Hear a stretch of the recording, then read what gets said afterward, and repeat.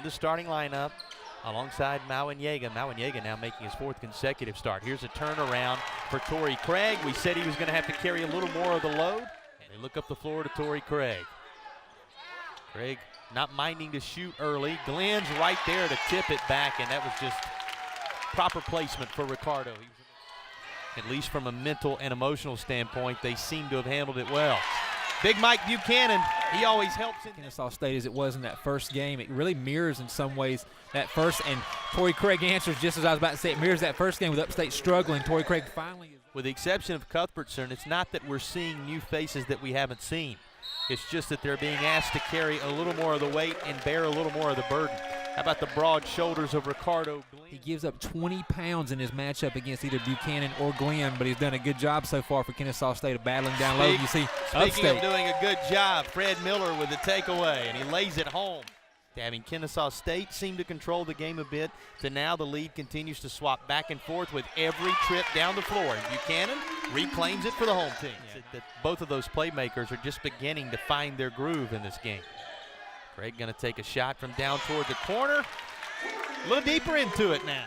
We are approaching the 5-minute mark of the first half. Boy, has this one sailed by. Nice look underneath where Maxi's wide open. And that's I'd start out by saying it's a good win. You know, it was a little bit, took us a while to get going. Our defense was good.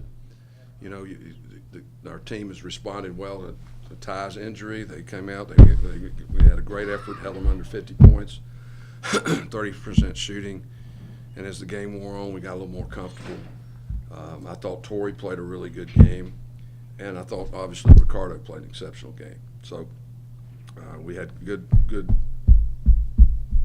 minutes off the bench. Kareem struggled a little bit, and I ran a play for him. He hit a 3, then he missed 3 free throws. So I said, I never expected you to miss 3 free throws. I didn't either. So all in all, it was a very good win for us, and now we got a really great opportunity to play a very good team on our home floor, and we're looking forward to that.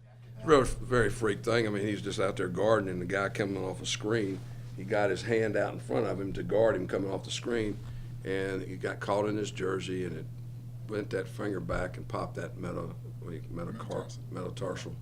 And several people heard it. I don't know if you heard it. Yeah, it was sounding like a pow, just like a stick hitting the ground.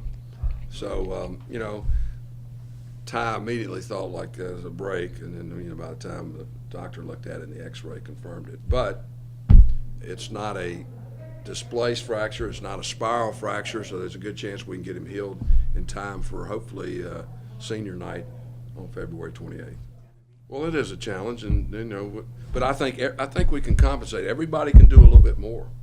Everybody can do a little bit more. Fred can do a little bit more. Torrey can do a little bit more. You know, Kareem, Mario had a solid game. I mean, I think we can compensate through our team, not necessarily through any particular individuals.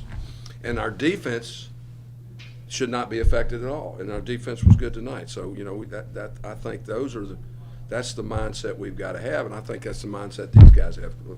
Ricardo can speak to that. Oh yeah, Mercer, great team and all that stuff, and they'll probably be favored to beat us in our gym. So we're gonna let it hang out and go after them. That's what we're gonna do. We just knew we were going to go on a run, but first it had to start off with our defense, and once we all buckled down and played the defense that we know we could play, it rolled our gave us fuel for our run, and then we just took off running from there. I mean, Ty, even though Ty's out, if you've seen him, he was on the bench cheering. So then we got guys who can come in and make plays as well, like Fred, Josh. Like Coach said, Josh didn't play as well as he could tonight, so it's going to be a difference in the next game that he plays. But we always got someone that can come off the bench and produce, but probably not plays that Ty will make, but they can make plays. Well, it allows him to step up. He can play with more confidence now because he knows the team needs him to step up and play big for us. And when he's playing loose and free, that's when he's at his best.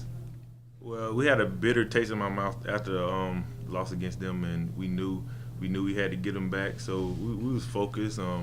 We knew that they was capable of scoring points as they did in Kennesaw, and we just focused on defense. And I remember saying in the huddle, we get a series of stops and we can win the game, and that's what we did. I mean, it's gonna be a challenge. I don't think I ever beat Mercer since I've been here, and I'm looking forward to it. I know it's gonna be a hard-fought game, and we're gonna prepare for them tomorrow. And when Mercer come in here, we just gonna leave it all on the floor.